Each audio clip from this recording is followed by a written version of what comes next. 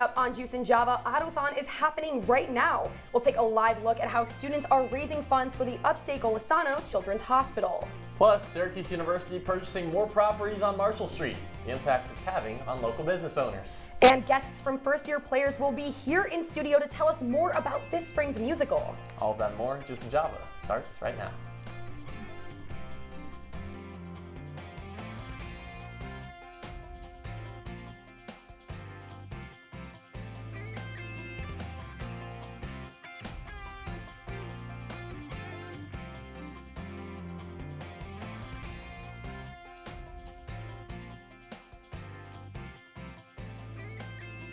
Good morning, I am Maria Achkar. And I'm Riley Underwood, in for my good friend, Charlie Goldberg. Thanks for starting your morning with us.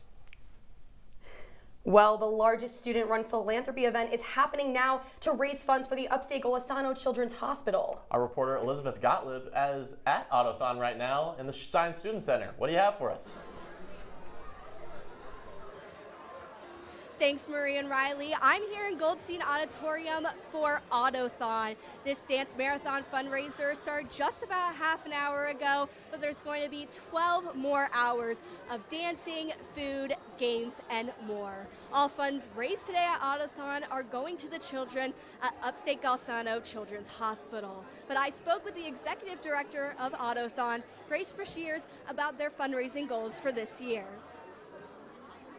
$110,000. This would be the biggest goal or the biggest amount we have raised since COVID. Last year we had 109K, so we're trying to beat it. On our Instagram, we have a plethora of links that you can click and you can donate directly to Autothon as a whole, or if one of your friends is here and you want to donate to their fundraising goal, or if there's a certain org you want to donate to as a whole. A lot of orgs on campus have made teams, so a lot of different ways. If you click the link in our Instagram bio, there are a ton of ways to do it, and if you miss out today, we'll start our fundraising for next year in about 2 weeks, so plenty of time to get that fundraising in. I think my favorite part is halfway through the day, we actually walk from Goldstein to the hospital since it's only a block away. This is something really unique to our program because our hospital is so close to us, and we do our morale dance that we do here in Goldstein every hour for the kids at the hospital who are inpatient and weren't able to come to the event.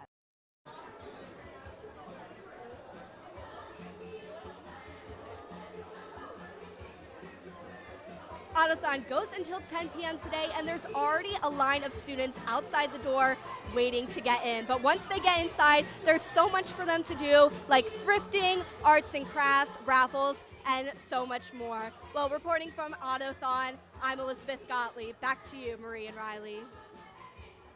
Thank you so much. That event looks absolutely amazing. I think Riley and I are going to have to stop by after the show's over. Yeah, a lot of indoor events today. I kind of want to get outside. You know, spring is sprung, Yes. you know. We have Riley Faye on our weather. Am I going to be able to do that today? Thanks, Marie and Riley. For sure you can go outside. Would I recommend it? Definitely not. It's about 43 degrees outside right now, and it is rainy, so not too bad, but not the best temperature to be outside. It's definitely more of a inside with a good TV show and a cup of hot chocolate type of day. It's a little bit windy, but it feels like 39, so I would just recommend staying inside.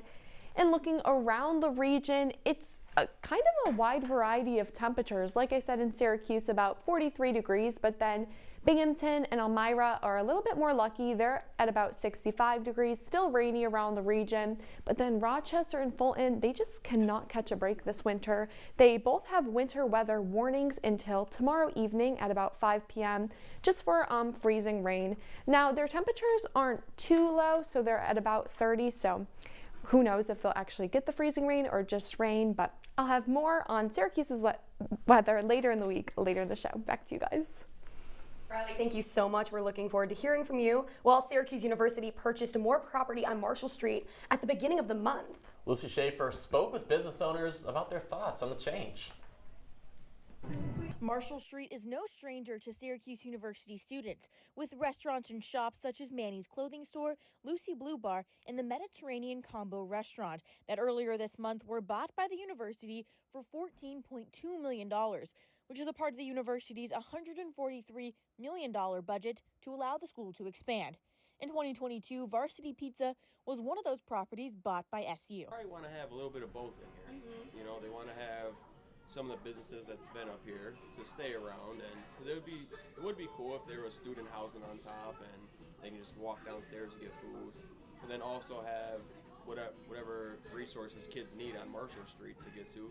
By buying more properties, this allows Syracuse University to keep developers from coming in and building large apartment complexes, which happened back in 2018, an 8-story residential area that Syracuse later bought for $69 million and turned it into student housing known as Milton Hall. We've definitely seen a bit more traffic, and yeah, I think the housing will be good up here.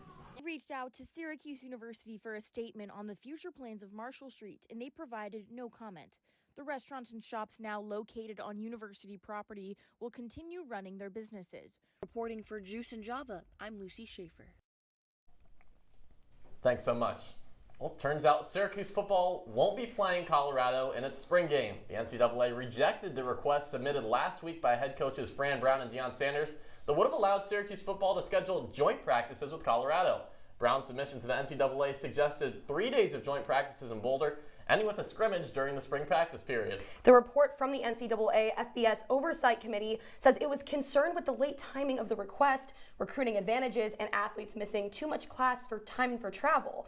But the committee says it will discuss the potential of future joint spring practices at a later meeting.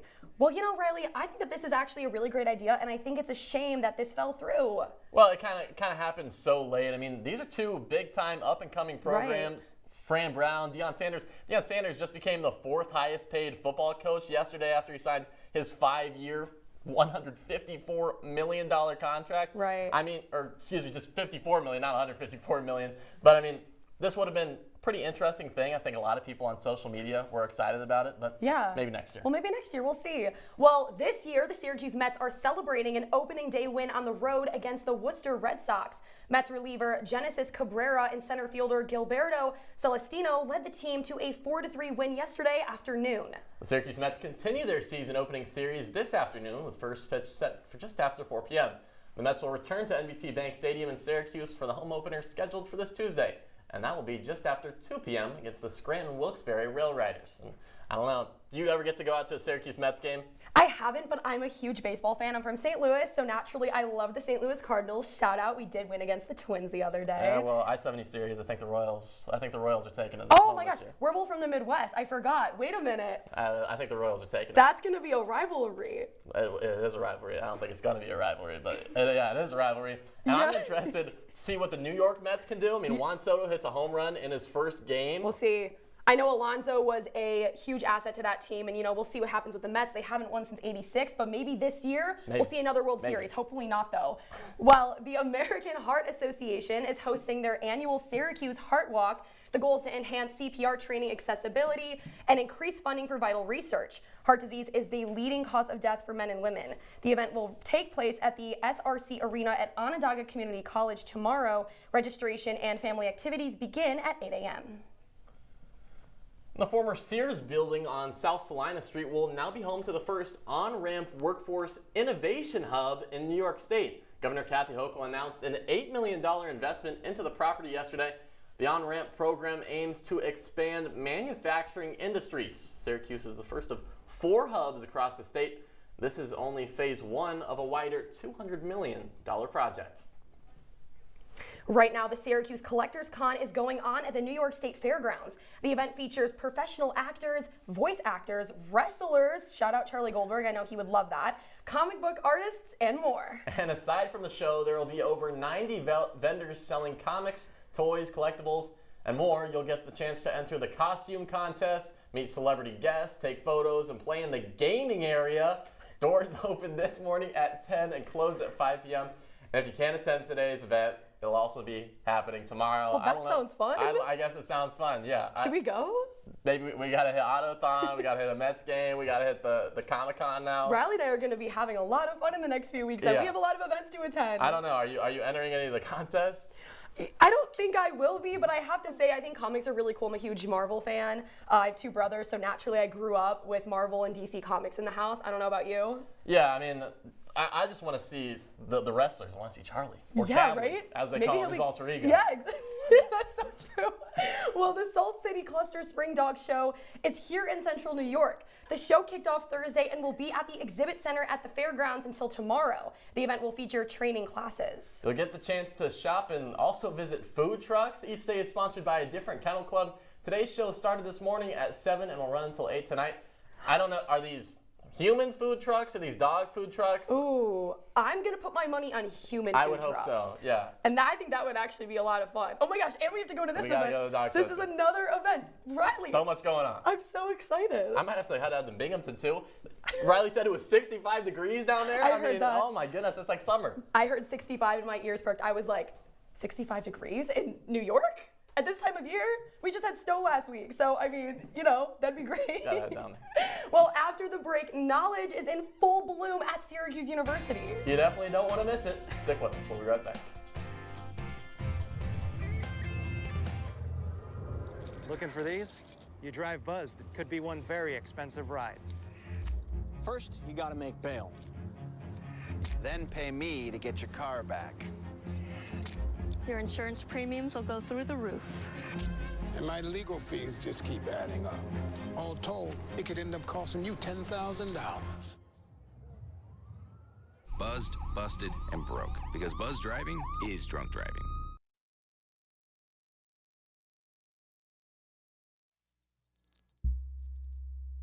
Women are bad with money.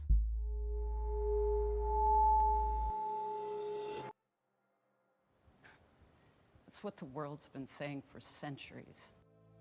But now, we've got something to say. Save it. Save the old-fashioned advice, the empty excuses. It's all worthless, unlike us. To our fellow females, it is time to save ourselves by saving our money. Contributing to our futures, investing in our independence. Until we're no longer 80% more likely than men to live in poverty in retirement. So again, we say to that, save it. The falsehoods, the feelings of fault, then the funds. Learn how to save for your retirement at wesaysaveit.org. You're watching Juice and Java with Marie Achkar, Charlie Goldberg, and Riley Fay. And now, your campus news leader continues. Welcome back to Juice and Java. At Syracuse University, you're never too young to do research. Yeah, I know. I think they forgot me on that little commercial there, too. But our reporter, Sigourney Bell, shares how undergraduate students from all years and majors are showcasing their exciting discoveries. The spring semester at Syracuse University doesn't just bring the sun, it brings an opportunity for students to share their research and highlight their hard work. Syracuse Office of Undergraduate Research and Creative Engagement, or SOURCE, hosts its Spring Research Showcase with discoveries ranging from the electronic. They can move the water bottle, move something with them. Or to topics that focus more on big picture social issues. Students are taking advantage of the showcase's opportunities. Like in general, for students that are interested in research, this is a great experience to just learn more about what type of research you can do, because there's so many different disciplines and things you can go into. And also, it's great to be able to show everyone what you've been working on, because otherwise there's not an experience like this that's super common. Using their creativity and extensive exploration of their topics, many students, including Nadia and Luke, believe that their research is only the beginning. We're hopeful that maybe there's another group next year who, there was just 4 of us in our group, but next year when there's a new group of 4 taking on a similar topic, maybe there's a way that they find to implement this into Syracuse curriculum in some way. Research that's laying the groundwork for more. Reporting in the Shine Student Center for Juice and Java, I'm Sigourney Bell. Siggy, thank you so much. Well, you know, we talked about the weather earlier in the show, and I'm curious to see what traffic is like right now. If I want to go see Charlie and Chadley later today, I don't know how I'm going to get there. Riley, what do you have? Am I going to get there quick? Yeah, thanks, Riley and Marie. Not as quick as normal due to the rain. You can see a lot of the drivers right now do have their lights on. It is a little bit rainy on the thruway. Not terribly trafficy though, but if you're going to a Syracuse Crunch game tonight or to Charlie's event tonight, it might get a little bit busier into the evening. But other than that, the roads look pretty good. You just have to drive a little bit slower due to the rain. Back to you guys. Well, Riley, thank you so much. Coming up on Juice and Java, First Year Players is hosting their annual spring musical next week. We're going to have 2 guests in studio to give us an inside look. Stick with us. I don't think that many kids in my son's school even do it. He makes fun of his friend who vapes. He would never try it. She's into soccer. She's on the honor roll. She's just not the type. No way. No way. No way. No way, my kid would never vape. Get your head out of the cloud. Today, nearly 8,000 kids will start vaping. Maybe even yours. Learn about the dangers at talkaboutvaping.org.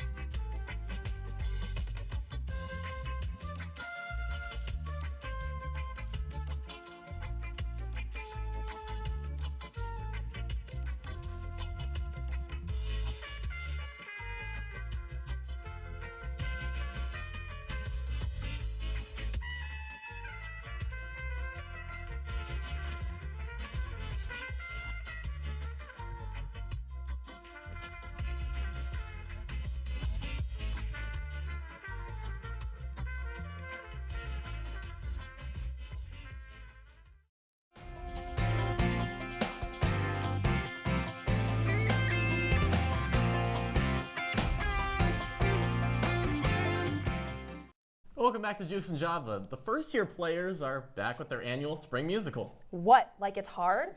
This year they're performing Legally Blonde, the musical. In the studio now are the co-producers of the show, Reese Guadelli and Emma Lavaca. Welcome. Thanks for having us. So, this is very exciting. I know you guys have been involved in First Year Players for a very long time. Can you tell us a little bit about First Year Players and what the organization is? Yeah, so First Year Players is an entirely student-run theater organization where the cast, the crew, and the pit are all freshmen or transfer students, and then once you're not a freshman anymore, you join the staff. So every piece of the show is entirely done by a student, which is something that's really unique. And it's just a huge community on campus and something that Emma and I really cherish and we're so happy to be a part of. So you guys are producers for the show. How'd you get into that, and is it too late to get involved? Yeah, like Reese was saying, Reese and I have been a part of this organization for the last 4 years, and we're so fortunate for it to give us such a strong community, and it gave so much to us as first years, so we wanted to do exactly that for our new first years, create just an amazing experience for them. It has been truly, truly fulfilling, and for us, getting involved, we were just a part of it for 4 years, and then as soon as the opportunity kind of presented itself to take on a strong leadership role, we decided to do it. Yeah, and if you didn't have the opportunity to be a part of it as a freshman, we have what's called a first year staffer. So you can apply to be a first year staffer around August or September of every year. So yeah, there's always a chance to get involved in FYP. So for those people who do not know what Legally Blonde is, can you tell us a little bit about the show and give us a little bit of a sneak peek with what we can expect? Sure. I mean, Legally Blonde is about a girl named Elle Woods who unfortunately goes through a tough breakup. She thought she was going to get engaged. And she basically follows her ex-boyfriend to Harvard Law School. But really, she kind of has this journey of self-discovery and realizes that she's actually really smart and really capable. And yeah. Yeah, we thought it would be the perfect way to wrap up our senior year and our time as producers. Essentially, just like what you guys were saying, it's literally hard. Yeah. And the cast, the crew, and the pit are so extremely talented. I think they're some of the most talented people we've seen come through this org. So we are so excited for the show. I'd be pretty freaked out if I was that guy. But what's your guys' favorite? You obviously like it. What's the best part of being involved with First Year Players? My gosh. I would have to say the community it built. Some of my best friends, my roommates, I met through FYP. And just, I love theater. And I never thought I was going to get to experience that again in college. So to be able to have that creative outlet for these past 4 years has been like such a gift. Yeah, the lifelong community, everything Reese said, lifelong community, and just a performance opportunity again, a chance to be a part of that, theater community. It's really strong. Well, real quickly, if you're interested in the show and people want to see the show, where can they buy tickets? You can buy tickets at the student box office online. Our show is April 3rd, 4th, and 5th at 7 p.m. In Goldstein Auditorium. Well, thank you both so much. We really appreciate it, and we're excited. We're going to have to see the show Legally Blonde's a phenomenal musical. Yes, it's going to be amazing. We're excited. Well, coming up on Juice and Java, it's been a big couple of weeks for the movie industry. We'll tell you about the biggest upcoming movies, so look out for it after the break. Welcome to my house. Lately, not my happy place. Everybody's pretty tired of each other. The parents were not themselves. My little brothers were morphing into small creatures. The walls were closing in. Clearly, a case of too much family, too close, 24/7. And there's a lot of that going around right now. If this sounds like your house, try going someplace new. YourLifeYourVoice.org. You'll find lots of ideas to help you handle the family stresses of being confined to close quarters. YourLifeYourVoice.org. It might not get you out of the house, but it could help you find a little more breathing room.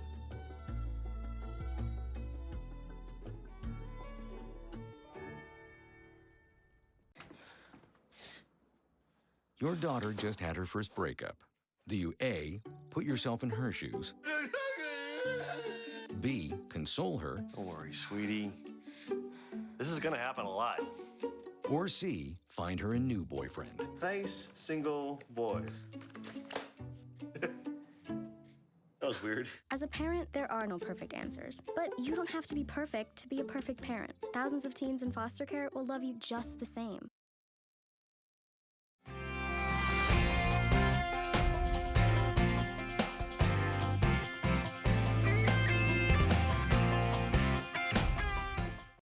Calling all movie fans, if you are looking for your next favorite film, it might be coming out soon. Joining us here in studio to break down all the latest releases is Abby Tolchin. Abby, good morning. What do we need to watch? Thanks, guys. Yeah, we're now finishing up the third month of the year, but with some amazing movies that have already come out. But more are expected to come out, especially in the next few weeks. And I'm here to break some of them down for you.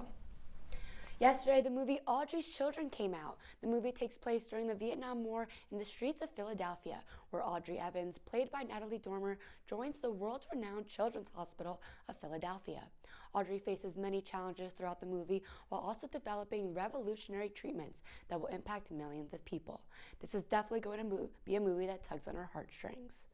And now a horror comedy, Death of a Unicorn, also came out yesterday.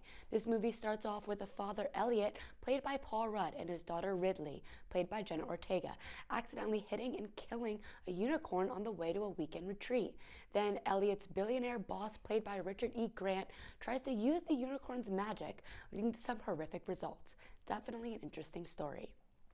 And another historical drama comes out April 4th. The true story about Ed Kemper, a serial killer from the 1970s.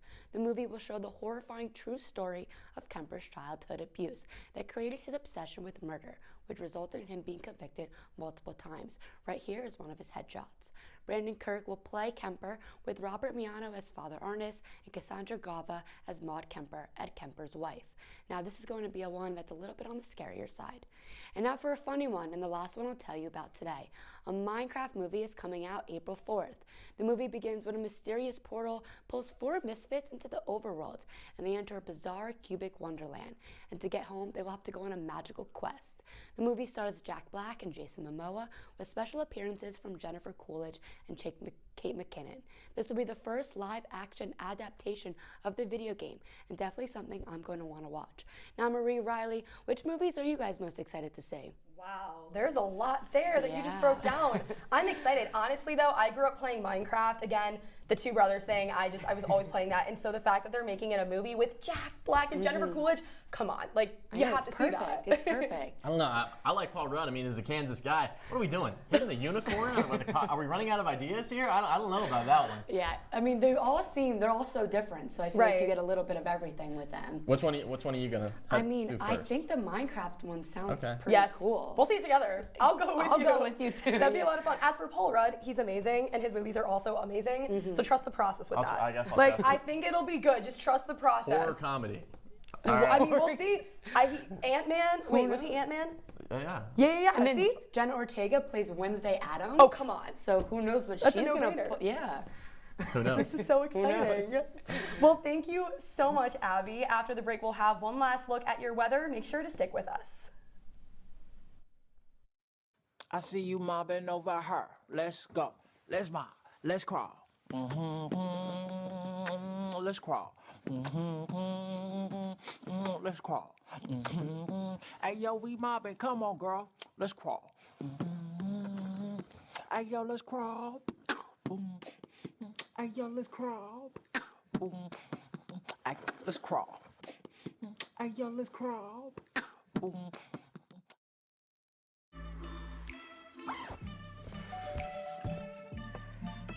Yo, camping buddy. Okay, you guys ready? Dude, I thought you were driving. I thought you were driving. Oh, I never said I was driving. I definitely can't drive.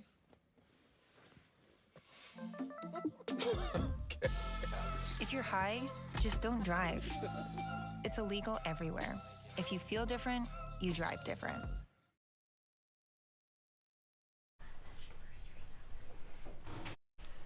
Welcome back to Juice and Java. I mentioned earlier, it's not the nicest weather that we're experiencing here in Syracuse right now, but they do say April showers bring May flowers. And we do have rain for the next several days today, Sunday and Monday. It's not really going to be sunny or clear until Tuesday. But tomorrow we do have a high of 62, so we're getting kind of closer to Binghamton. High of 62, low of 57. But then on Monday, down to 32. A 32-degree drop in one day is disgusting. Low of 25 though, so definitely bundle up over the next few days and make sure you pack your umbrella. Later in the week though, we will see the sun. We have some morning clouds on Tuesday, but then it's going to be sunny throughout the day. High of 38, low of 24. And that is the first day of April. That's the home opener for the Syracuse Mets, and that's also April Fools. So maybe the weather will fool us that day and be a little bit nicer. Then Wednesday, it's going to warm up again to 54 degrees, low of 43, mostly cloudy throughout the day. So hopefully this just means that our May will be a little bit nicer. Now, I mentioned that Tuesday is the first day of April. So what is the warmest it has been in Syracuse on April 1st? My hint for you guys is that the record was set in 1986, but your choices are 72, 84, 92, or 78. Oh man, I don't know how that hint's gonna help me. Yeah, I'm not gonna lie, I don't think the hint's really gonna. I'm going with B, 84 degrees. I think it's definitely got up there. I'm gonna say C92. Riley is correct. Wow. B, 84 degrees. Yep, it looks like Siggy and audio is correct too with that one. I wish it was going to be 84 on Tuesday. But I wish. Well, Syracuse again witnessed a solar eclipse this weekend. A partial eclipse peaked just before 7 this morning for less than 20 minutes. The next eclipse in Syracuse will be a total lunar eclipse in March of next year. As you might remember, last spring semester, we saw a total solar eclipse here in Southern New York. Guys, what did you guys do to celebrate the big eclipse last year? Well, let's first take a look at those full screens. We can see right here. Riley took that photo. That was last year's solar eclipse. How amazing, Riley. That's awesome. yeah, actually my mom took that one. Shout out to her because I was in here running prompter, ran outside, and ran back in. So dedication. Yeah. Dedication. Well, and then this was a photo that I took. This is what Syracuse University looked like last year on the promenade. Look at how many people that is. It was just, I've never seen anything like it before. It was amazing. It was so much fun. Definitely unforgettable. That's a 0.5 selfie. They're probably not going to be happy that I am showing this because I don't, it's a funny, goofy photo. But, you know, Riley, let's take a look at your photo. Oh, there you go. There's me and my good friend Keegan Bozzi. Yeah, we were looking for it. I remember. and we couldn't see it. It was cloudy. I didn't know where it was. We couldn't see it, but you know, it got darker. But yeah, it was okay. Yeah. A bit underwhelming, I'd say. Maybe if it was clear skies. Nothing we can know about that though. Yeah, not the best here in Syracuse. I know other places got it nicer. Right. You know, I think that that's awesome though. I mean, hopefully before I graduate in the next, so I mean, you graduate too. Hopefully we'll be able to experience something like that again. Something like that. We'll see. Maybe. Well, that's all that we have this morning for Juice and Java. Check us out online at CitrusTV.com and follow CitrusTV on Facebook if you have Facebook, Twitter, and Instagram. I'm Maria Achkar. And I'm Riley Underwood. Have a great day, Syracuse.